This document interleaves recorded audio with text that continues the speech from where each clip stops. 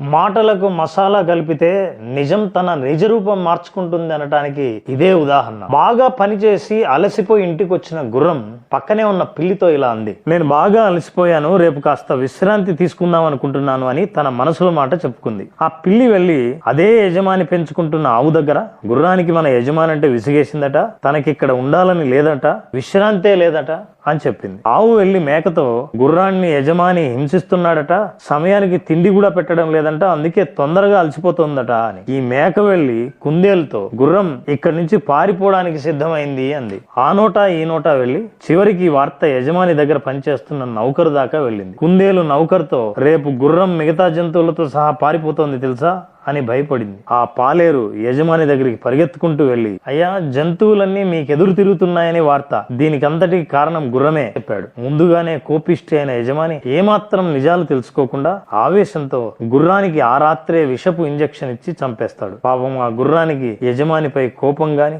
అసంతృప్తి గాని లేదు, కేవలం తన అలసట గురించి ఒక్క తప్పుడు వ్యక్తికి చేరవేసిందంతే. అదే చిలికి చిలికి గాలివానై చివరికి తన ప్రాణాలు పోగొట్టుకునేదాకా తెచ్చుకుంది. అందుకే మీ జీవితంలో ఉన్న మనసులో మాట, మీ ఆర్థిక స్థితి, మీ ఆలోచనలను, అభిప్రాయాలని, లక్ష్యాలని ఎవరికి పడితే వాళ్ళకి చెప్పకండి. మీ బాధల్ని చూసి మీ ముందు జాలి ఒలకపోసినా మీ వెనకాల వ్యతిరేక ప్రచారం చేయొచ్చు. అందరూ అలా ఉండకపోవచ్చు, కానీ మీ జీవితాన్ని నాశనం చేయాలంటే ఒక్క మనిషి చాలదా? మీరేమంటారు?